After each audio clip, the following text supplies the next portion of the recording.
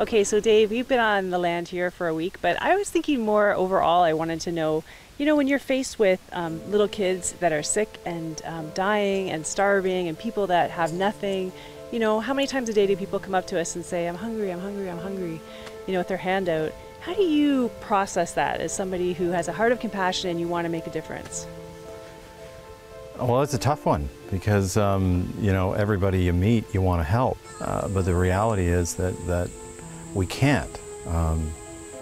But we can, the people that we've connected with here, 1,275 families, 10,000 people, we can come up with a plan and have come up with a plan that will drought-proof them. And as we are able to drought-proof these families, there's a spillover effect of all of a sudden they can feed themselves. That's not a worry, and other things will spin off into other communities and help them. Dave, we were talking to some of the Turkana, and one of the things that impressed me is they said once they have food security, they want to send food to other people who are hungry, even in another country. So they have a dream not only of themselves being cared for, but doing what has been done for them so often is caring for others. Yeah, well, you know what? Once they have hope, hope changes everything, as we know, and they understand that, there's a real project that can change my life for myself, for my children, for my children's children, that they think that they're going to have so much food that, we can help other people. Some of the statements that were made were just great statements. The ones that hurt, of course, are the ones where the dad says, I feel like a failure because I can't feed my kids.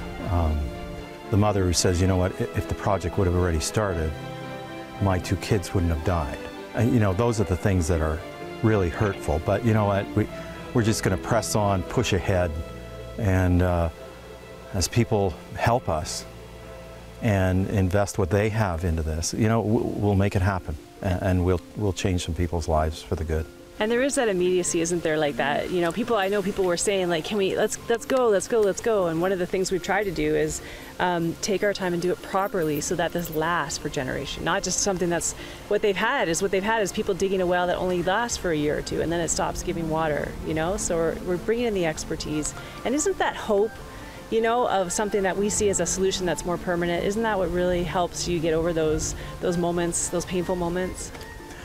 Yeah, well, what helps me get over the painful moments the most is when we're actually implementing it and it's live and people are there watering their gardens, picking fruit or picking vegetables and maize.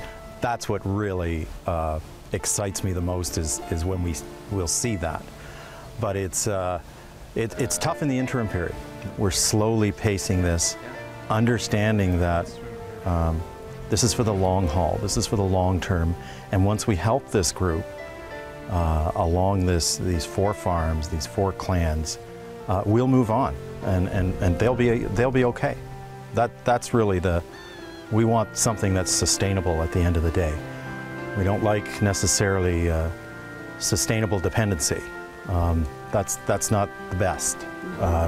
And with 95% of the population in this area that lives in poverty, the Turkana, I think we're going to have a group here that we're going to be really thankful that we've helped get on their feet and on their own. And that's the next phase of this project, isn't it? That we want to get these first wells dug, these first gardens set up. That phase is that now we need Canadians to really come on board and support it and give and make a difference for these people. Right. We've kind of phase 1 is the first 4 gardens. So we've got 1 on each of these 4 farms. We've already got the survey for it. We've got it marked out.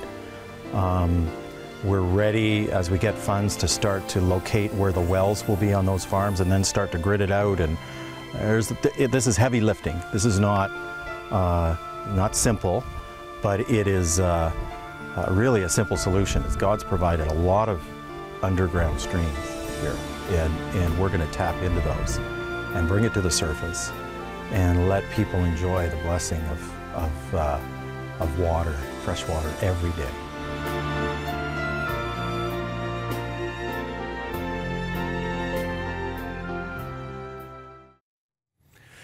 Okay, and now is the time to respond. You can go to your phone right now. You can make a pledge, 1-888-288-0003. Help to drought-proof a whole family, or you can help with the individual smaller amounts, however God leads you. We're with Cheryl and Chester once again, and it's just exciting to see that it's not only just a simple feeding program, which we have done and which is important to do, but this is going to last them for a long time. It's sustainable. That's right. It's sustainable, and that's what it's all about.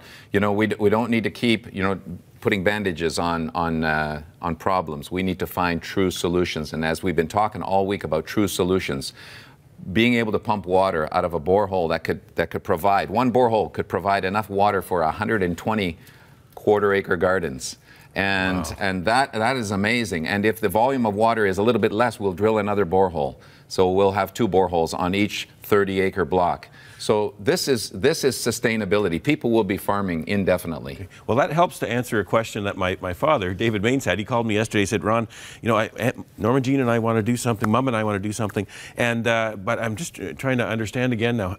So how many of these solar-powered wells are needed, and it brings right down to a family plot, which is a quarter acre, and what's needed for each one. Like, so gardens are watered. How does it all work out? That's right. Yeah. So there we have it. You know, we have a well laid out plan. The engineers have helped us to devise this plan, and at the end of the whole project, we're looking actually at 12 of these 30-acre borehole plots, you know, that have 120-acre gardens on each one. So we're talking about a massive amount of food that's going to be grown, not only for their own personal consumption, but to sell in the marketplace. And you see that, you know, they were talking in the piece about how they want to give food to other people who are hungry, like they've been helped, which I thought was just blew me away. Absolutely. They get the difference between dependency and begging and actually being able to provide for their own families. And they literally said to me, God gave me hands so that I can work to feed my family. You know, the fingerprints of God on this are really quite stirring. Just to think that people from all over the world were part of this one-year study right. to devise this. It's almost miraculous, really. There's going to be a blooming in the desert.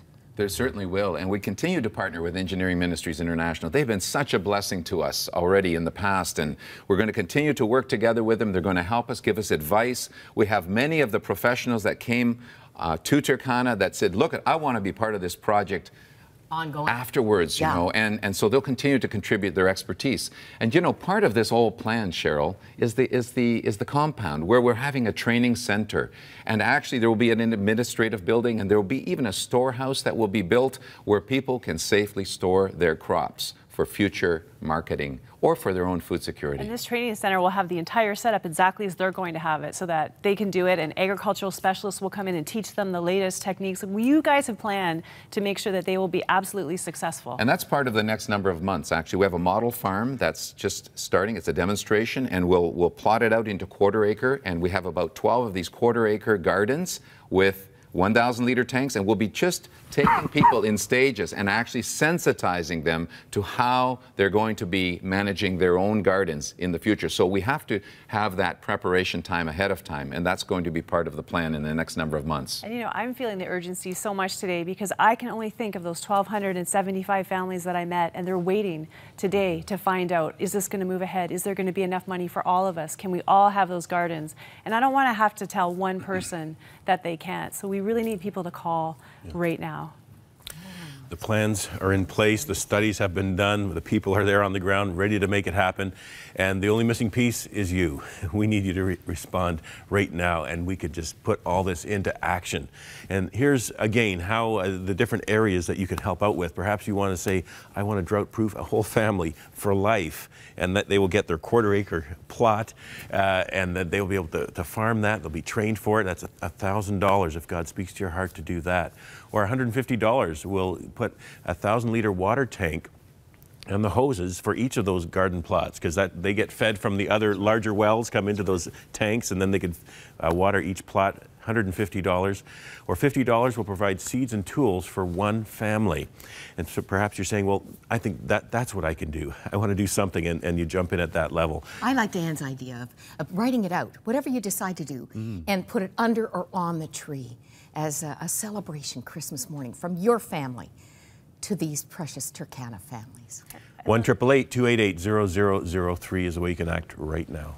And Maura, I loved, your gift. It brought me to tears yesterday. I've lost my reward in heaven, but that's okay because I want you to know we're doing this. I pushed you to share it because it really touched me so much. And we bemoan the materialism of Christmas, but this is actually a way that you can do something that's meaningful. Take this season of gift giving and give a gift that's going to last for a lifetime.